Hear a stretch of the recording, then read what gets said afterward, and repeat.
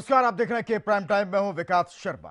मुजफ्फरनगर से आज फिर सिसकियों की आवाज आई। इशारे समाजवादी पार्टी चलाने वाले मुलायम सिंह यादव ने किए और सरकारी फरमान उनके बेटे की कलम से निकला। नतीजे में मुजफ्फरनगर के राहत कैंपों पर बुलडोजर चल गया। कहानी बताई गई कि ठंड से लोगों को बचाना है और मुआवजा भी सरकार अपनी जेब से तभी निकालेगी जब लोग राहत कैंप छोड़ देंगे। सियासी दांव कड़ाके की सर्दी से बचाने और मुआवजा देने का है, लेकिन समाजवाद की नजर उस लोकतांत्रिक हकीकत पर है जहां 2014 में लोग नई सरकार चुनेंगे। तो शुरू करते हैं आज का प्राइम टाइम मुजफ्फरनगर की नई दास्तान के साथ।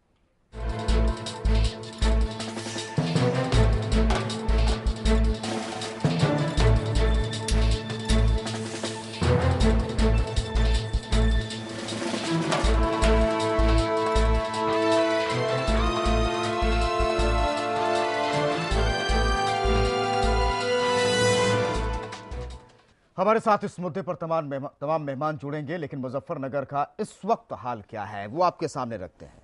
लोगों के पास ना तो रोटी है और ना ही कपड़ा।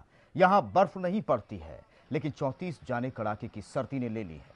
सरकारी तंबुओं में लोग रातें काट रहे थे, लेकिन सरकार ने यहां बुलडोजर चलवाकर उनके तंबू उखाड़ दिए हैं। सबसे पहले ये जो तस्वीर आप देख रहे हैं मुजफ्फरनगर के राहत कैंप की है। लोग परेशान हैं, सर्दी ने भी मारा है, अब सरकार भी मार रही है और उनके तंबू गिराए जा रहे हैं, बुलडोजर चलाया जा रहा है। मुजफ्फरनगर में राहत कैंपों पर जहां पर लोग रोटी के लिए तरस रहे हैं, रहने के लिए तरस रहे हैं, शिविरों में ठंड में रात गुजार रहे हैं। 40 से ज्यादा बच्चों की मौत हो गई है। सभी लोग ठिठुर रहे हैं, लेकिन इस दौरान एक दर्द सरकार ने और दे दिया और उनसे उनके तंबू छीन लिए। लोग नहीं माने। उनका कहना था कि वो जाएं तो कहां जाएं, उनके लिए कोई इंतजाम नहीं है, कहां रहेंगे। तो सरकार ने बुलडोजर बुलवा लिया। जबरदस्ती चल रहा है जी काम। चाय पकाने लग रहे थे, चाय पका हटाओ हटाओ हटाओ हटाओ। किसने आगे कहा? प्रशासन आया था जी। आज कौन आ रहा था प्रशासन का? एक तो एसडीएम था और कितनी लोग आए। बोल रहे भाई मशीन आएगी, यहाँ से मट्टी उठ रही है, वहाँ गिरेगी और यहाँ से झुग्गी उठाओ। क्या मुआवजा मिला है तुम्हें? मुआवजे को तो नाम ही नहीं ले रहे जी हमारा। कहाँ जाओगे अब तुम? अब कहाँ जाएंगे, यहीं रहेंगे जी। फिर जी मट्टी ढालेंगे, फिर यहीं लगेंगे रूम। क्या मुआवजा मिला है तुम्हें? नहीं मिला जी। फिर ये जबरदस्ती हटवा रहे हैं, तुम अपनी मर्जी से हटा रहे हो? हम जबरदस्ती यहाँ से हटाया जा रहा है कि यहाँ से सरकारी जमीन यहाँ से खाली करो, और इसलिए हम यहाँ से खाली कर रहे हैं। कहाँ जा रहे हो अब? खाली से हम नीम खड़ी बस स्टैंड पे जा रहे हैं जी। वहाँ क्या जमीन ली है या ऐसे ही? वहाँ से हमारे रिश्तेदारों ने जमीन ले रखी है। उन्होंने कहा कि ठीक है, हमारी जमीन में आके आप झुग्गी डाल लो और जैसा भी होगा, अगर कम तुम्हें 50 गज का उसका प्लॉट दिया जाएगा, उसमें हमें कमा के 1 साल में देते रहना। क्या इंतजाम है? कमेटी भी इसमें आप पर दबाव बना रही है यहाँ से उठाने का? यहाँ से हमारे पे कमेटी ने भी दबाव डाला था, अगर आपके पास 1 लाख रुपए हो तो यहाँ जमीन ले लो, और जमीन लेोगे तो अपनी यहाँ रह सकते हो, नहीं तो अपना झुग्गी खाली करो, झुग्गी पाड़ो तो उठाओ, यहाँ से भागो।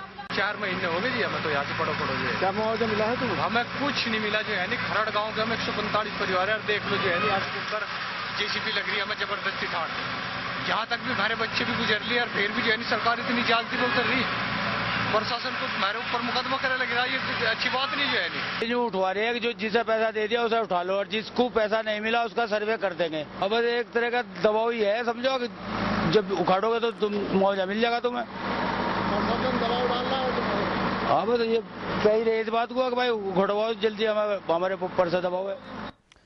हमारे साथ कांग्रेस से हिलाल नकवी साहब जुड़ चुके हैं, बीजेपी से रघुनंदन भदौरिया साहब हमारे साथ जुड़े हुए हैं, समाजवादी पार्टी से मनीष यादव जी जुड़े हुए हैं। आप सभी का स्वागत है।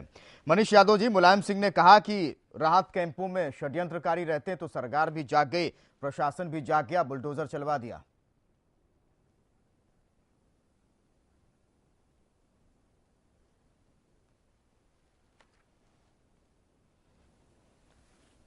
मनीष जी, आप हमें सुन पा रहे हैं क्या?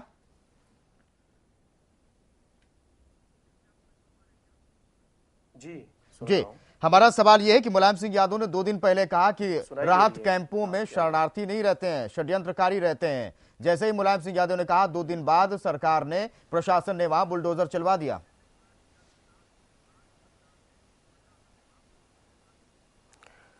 नहीं, ये कहना बिल्कुल गलत होगा कि जो शिविर लगे थे पीड़ितों के राहत के लिए, वहां पर जो बुलडोजर चलाने का जिक्र आ रहा है, कतई सरकार की तरफ से ऐसा कोई भी आदेश नहीं हुआ है। और यदि ऐसी कोई कार्रवाई हो रही है तो निश्चित तौर पे जांच का विषय है, और अगर उसमें किसी की कोई जिम्मेदार है तो उस पर सख्त से सख्त कार्रवाई की जाएगी। बुलडोजर चले हुए वक्त गुजर गया है मनीष यादव साहब, जानकारी नहीं है सरकार को क्या? जानकारी आपके चैनल के माध्यम से, अन्य टीवी चैनल के माध्यम से भी जानकारी हुई है। और जहां तक सवाल है बुलडोजर चलने का, तो वो सिर्फ उन शिविरों को खाली कराया जा रहा है जहां से लोगों को मुआवजा कंपनसेशन मिल चुका है और वो लोग अपनी स्वेच्छा से वहां से पलायन कर रहे हैं। उनको रहने की व्यवस्था जहां हो गई, जो अपनी स्वेच्छा से जा रहे हैं, सिर्फ वही लोग वहां से पलायन कर रहे हैं। उसके पश्चात जो शिविर खाली हुए हैं उन शिविरों को हटाने का कार्य किया जा रहा है। बाकी जहां पे जो अपनी इच्छा से रह रहे हैं और जो रहना चाहते हैं, उनके साथ कोई ऐसी जोर जबरदस्ती नहीं की जा रही है। मनीष यादव साहब, अभी तो आप कह रहे थे पता नहीं है, अब आप कह रहे हैं कि उन शिविरों में चलाया जा रहा बुलडोजर जो खाली नहीं कर रहे हैं। दो बातें आप बोल रहे हैं। नहीं, मैं बिल्कुल दो बातें नहीं बोल रहा हूं। ये आपका और ये हमारे आपके इस चैनल का हमारी बातों को चाहे दो तरीके से, चाहे तीन तरीके से, जिस तरीके से भी आप चाहें, लेकिन हमारा कहने का तात्पर्य सिर्फ इतना है कि सिर्फ उन शिविरों का मुझे जो संज्ञान है, जो मुझे जिसकी जानकारी है कि उन शिविरों को खाली कराने का ही आदेश हुआ था, जिनमें इस समय कोई शरणार्थी, कोई पीड़ित नहीं है। अब मेरा एक और सवाल है मनीष यादव साहब जी, बुलडोजर चल गया, आपको ये पता, आपने कहा कि न्यूज ने और तमाम जगहों से आपको पता लगा है, जांच कराई जाएगी। लोग हैं खुले आसमान में, ठंड तो आपको पता ही कितनी पड़ रही है, 34 लोगों की मौत हो गई है, रिपोर्ट भी सरकार को मिल चुकी है। होगा क्या एक रात में? लोग कहां जाएंगे?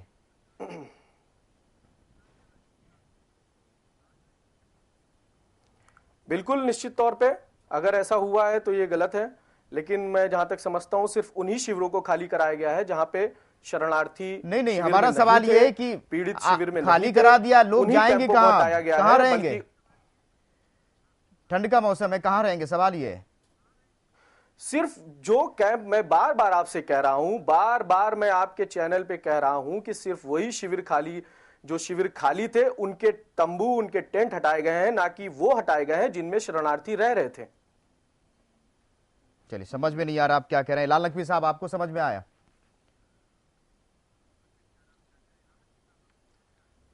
नहीं, हमको लगता है मनीष यादव साहब जो हैं, इनके पास या तो पूरी जानकारी नहीं है या इनके पास कहने के लिए कुछ नहीं है। देखिए, बहुत स्पष्ट रूप से दिखाया जा रहा है, सारे चैनल्स दिखा रहे हैं कि वहां के पास शरणार्थी भी मौजूद है और उसके बावजूद भी वहां बुलडोजर चल रहा है। मनीष यादव जी की अगर बात को ले तो कह रहे हैं उन शिविरों को खाली कराया जा रहा है जहां के पर शरणार्थी नहीं रह रहे हैं। तो जब शरणार्थी रह नहीं रहे तो खाली क्या कराया जा रहा है? नहीं तो फिर बुलडोजर की जरूरत क्या है? क्या खाली तंबुओं को उखाड़ने के लिए बुलडोजर चाहिए? यादव जी का बयान भी आया था कि अब जितने भी शिविर है वहां के पर शरणार्थी नहीं बल्कि षड्यंत्रकारी रह रहे हैं। तो ये षड्यंत्रकारियों के नाम के ऊपर इस तरह से हो रहा है। अभी आपके चैनल के इंटरव्यू में भी लोगों को बताया गया कि ना तो उनको मुआवजा मिला है और ना ही उनके पास कोई और रहने की जगह है। वो कह रहे हैं कि हम यहीं रहेंगे, यहां से हम कहां जाएंगे, पेड़ के नीचे रहेंगे। तो ये अपने आप में चीजें बहुत स्पष्ट हैं। इसके ऊपर बात वही है कि या तो जवाब नहीं है कोई, या उनको वहां की हकीकत की जानकारी नहीं है। जी, रघुनंदन भदौरिया जी, अब लोगों के सामने दिक्कत ये, लोग कह रहे हैं हमें मुआवजा भी नहीं मिला है। सरकार की तरफ से कहा गया कि ये उन लोगों को हटाया जा रहा है जिन्हें मुआवजा मिल गया है। सवाल ये है कि अगर मुआवजा मिल भी गया, उनको हटाया भी गया, तो क्या उनके रहने का इंतजाम है कोई? नहीं, देखिए, सरकार का जो सोचना है, मैं नहीं जानता हूं कि सरकार क्या कहती है, क्या करती है। सरकार तो जो बोल रही है मेरे समझ में नहीं आ रहा है क्या वादे कर रहे हैं। लेकिन मैं इतना जानता हूं कि जनहित के आधार पर आज ठंड का समय है। ठीक है, अगर वो लगता है कि षड्यंत्रकारी हैं, उन्हें लगता है कि ये नुकसान कर रहे हैं हमारे देश का, हमारे प्रदेश का, तो कहीं अन्यंत्र उस जगह से व्यवस्था की जानी चाहिए कि भाई आप यहाँ से हटके यहाँ चलिए और मैं आपकी व्यवस्था जल्दी कर रहा हूँ। और जिस तरह से बोल्डर चल रहा है, मुझे ऐसा लग रहा है कि वहाँ पे ज़बरदस्ती हटाया जा रहा है और अगर षड्यंत्रकारी हैं तो उनको जेल भेजा जाए, हटाने की क्या जरूरत है। सीधे सीधे जो देश के प्रदेश के षड्यंत्रकारी में शामिल है और हमारे देश और प्रदेश को बर्बाद करना चाहता है, अगर उन्हें ऐसा लग रहा है तो वो चिन्हित करें और चिन्हित करके उनको जेल भेजे। सुरक्षित वहाँ बड़ा बढ़िया है, न ठंडे है और न कुछ है, गलत को गलत की जगह सजा दे। और अगर वो सही हैं और शिविर में रह रहे हैं तो उनके लिए व्यवस्था करें, यही संवैधानिक तरीका है। मनीष यादव साहब, मुलायम सिंह यादव कह ही चुके हैं, आपको पता होगा कि वहां षड्यंत्रकारी हैं, एक भी पीड़ित नहीं रह रहा है, इसीलिए बुलडोजर चल रहा है। और जाहिर तौर पर अगर वहां पर षड्यंत्रकारी हैं तो फिर उन्होंने सरकार हटा क्यों नहीं रही, जांच क्यों नहीं कराती?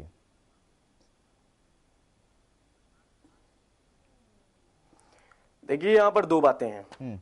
पहली ये कि हमारे नेता माननीय मुलायम सिंह यादव जी ने कहा कि शिविरों में षड्यंत्रकारी रह रहे हैं। जैसा कि आप जानते हैं कि जब मुजफ्फरनगर में जो घटना हुई और उस घटना के बाद जो सरकार ने लगातार वहां पे लोगों की दंगा में जो पीड़ित हुए, जो शिविरों में रह रहे थे, उनकी मदद के लिए लगातार जो भी जहां जितना ज्यादा से ज्यादा लोगों को लाभ पहुंचा सकती थी सरकार ने पहुंचाया।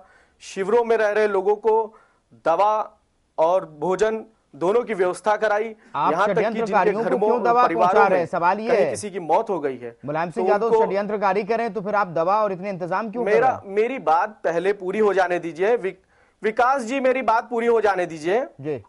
मेरा सिर्फ ये कहना है कि जिस तरीके से अभी कुछ दिन पहले कांग्रेस पार्टी के युवराज वहां पर पहुंचे, तो मेरा कहना यह है कि उस घटना को हुए कई दिन हो चुके हैं, लेकिन आज उनको उस बात की याद आई।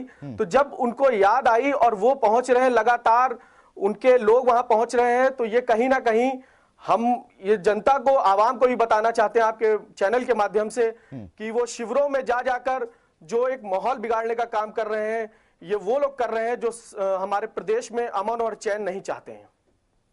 नहीं, मुलायम सिंह यादव ने कहा वहां पीड़ित नहीं है कोई, षड्यंत्रकारी। हमारा सवाल तो ये था, तो षड्यंत्रकारी तो इतने इंतजाम क्यों, जब सरकार जानती है या आपकी पार्टी जानती है? फिर से ना, नेताजी ने कहा कि शिविरों में षड्यंत्रकारी भी जा रहे हैं, षड्यंत्रकारी भी रह रहे हैं, क्योंकि वो जाने का काम कर रहे हैं। उन शिविरों में जाके उन लोगों को निश्चित तौर पे उनके बीच जाके उनके जख्मों पे मरहम ना लगा के उनके जख्मों पे नमक डालने का आपको पता नहीं मनीष यादव साहब, मुलायम सिंह यादव ने ये कहा है कि वहां एक भी पीड़ित नहीं है, षड्यंत्रकारी हैं। अगर आप कहें तो मैं वो बात सुना सकता हूं।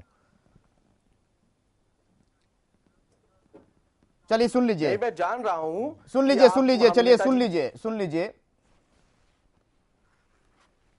अगर 51,000 लोग रहेंगे, रिलीफ कैंप्स में रहेंगे, तो विभिन्न प्रकार की समस्याएं आएंगी। 90 करोड़ का एक साथ दे दिया मकान बनाने के लिए और कह दिया जाइए जहाँ बनाइए। अब ये कागजी रात में पहुंचते समझाते हैं कि सवेरे प्रकट हो जाते हैं, रात में उसको गुमराह करते हैं। अब जाके चुनाव आया तब, क्योंकि मौका ढूंढते रहते, पहले हुआ आते टिकम करते तो भूल जाते, चलो अब टिकम कर दो। क्या लिए गए? ठीक है, खरीद बयान दिया भाई, कांग्रेस जी को क्या सुझाव दो, हमें सुझाव दो, क्या करना तो कर देंगे। सुझाव तो कोई दिया नहीं। वहां कह दिया कि अच्छा काम किया सरकार ने, ठीक है मदद कर दी, और अखबार में कह दिया कुछ, समझ गए। और वहां कह आए ठीक किया, बहुत सुविधा दी, कोई शिकायत नहीं सरकार से, और अखबार में दूसरा बयान दे दिया। अब सोचो 2 जीप वाले लोग हैं। 2-3 केसेस 4 केसेस ऐसे हैं जिसमें उन्होंने निमोनिया बताया है। ठंड से मरा कोई नहीं बताया है, ठंड से कभी मरता कोई नहीं। अगर ठंड से मरते तो साइबेरिया में कोई ना बचता। कई बार अब जो बातें हैं आपके सामने आई हैं, और खासकर मुजफ्फरनगर को लेकर के, और कई बार सवाल जवाब में, बातचीत में जो भाषा बदल जाती है, मैं समझता हूँ उन लोगों को अपनी भाषा पे नियंत्रण रखना चाहिए। और हम लोग भी कोशिश करते हैं, क्योंकि आजकल कैमरा और टीवी का ज़माना है, तो कोई बात निकलेगी वो रिकॉर्ड हो जाएगी। भारत की जमीन है तो कह रहे ऐसे मांगो ऐसे मांगो, जबकि मकान बनाने के लिए रुपया दे दिया, मकान बनाने के लिए रुपया 7 लाख दे दिया, और 2 लाख का सामान रख लो। अब 2 लाख का सामान, अब उन्हें भड़का रहे कि तुम यहीं बने रहो, और पीड़ित कोई लोग नहीं वहां कैंप लगाए, वो पीड़ित लोग नहीं है, पता लगा लो आप। ये वो लोग हैं जो षड्यंत्रकारी हैं, जो बीजेपी और कांग्रेस ने षड्यंत्र किया है, और रात में जाके कहते हैं बैठे रहो धरना दो, बैठे रहो धरना दो, चुनाव तक मुद्दा बनाए रहो। मनीष जी, मुलायम सिंह यादव कह रहे हैं कोई भी पीड़ित नहीं है, ये बार बार हमें सुनवाना पड़ रहा है इसलिए क्योंकि दरअसल जिस तरह से सियासत हो रही है और लोग जो पीड़ित हैं वो बार बार ये कह रहे हैं कि कम से कम विकास जी, मैं भी आपसे कहना चाहता हूं, विकास जी बोलिए जी। विकास जी, मैं भी आपसे कहना चाहता हूं कि आपने शायद पूरा बयान सुना नहीं नेताजी का। वो कह रहे हैं कि वो लोग रात रात में जाकर जो शिविरों में रह रहे हैं उनसे कह रहे हैं कि तुम लोग यहीं बैठे रहो, यहां से जाना नहीं। ये आपने शायद पूरा बयान नहीं सुना है।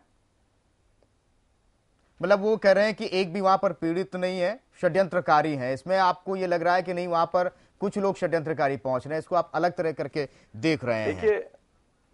देखिए, मेरा मानना है, मेरा व्यक्तिगत मानना है कि यदि कोई भी व्यक्ति, अगर कोई बुद्धिमान व्यक्ति एक सभा को संबोधित कर रहा है और वो किसी भी ऐसी प्रकार की बात कर रहा है, कोई ज्ञान की बात कर रहा है, तो वहां तो जितने लोग हैं सब अपनी बुद्धि और अपनी विवेक के अनुसार उसको ग्रहण करते हैं। नेताजी ने बयान दिया कि शिविरों में जो कांग्रेस, भाजपा और अन्य दलों के लोग जाकर वहां के लोगों को, जो शिविर में पीड़ित लोग रह रहे हैं, उनसे कह रहे हैं कि आप लोग यहाँ शिविर में ही रहना, यहां से जाना नहीं। उनका कहना कि वो शिविरों में बने हुए हैं। तो मैं ये कहना चाहता हूं कि आप उस बात को किस दृष्टिकोण से देखते हैं, ये आप पर निर्भर करता है। चलिए, लोगों ने देख लिया जिस नजरिए से देखना था, लेकिन आपके एक और प्रमुख सचिव गृह हैं, वो कह रहे हैं कि दरअसल ठंड से कोई मरता नहीं है, नहीं तो साइबेरिया में कोई बचता नहीं, और ये मुजफ्फरनगर में भी ठंड से कोई मरा नहीं है। 34 लोगों की मौत की पुष्टि हुई रिपोर्ट में जो आपकी सरकार ने गठित की थी। ये क्या था?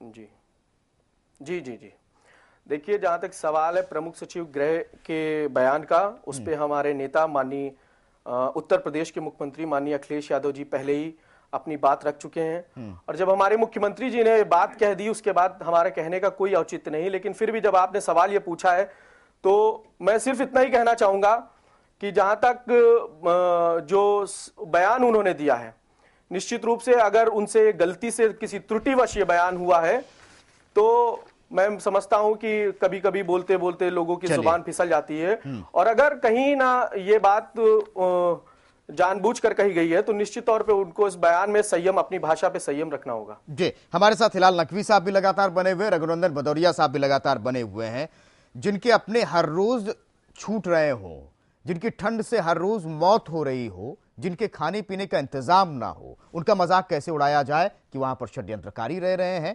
वहां पर अगर 51,000 लोग रहेंगे तो परेशानियां होंगी ही, वहां पर ठंड से कोई मरता नहीं है। ये दरअसल है क्या ये बात समाजवादी पार्टी सरकार समझ पा रही है? जाहिर तौर पर लोग जरूर समझ रहे हैं, और इसकी प्रतिक्रिया हिलाल नकवी साहब से और रघुनंदन जी से भी लेंगे छोटे से ब्रेक के बाद।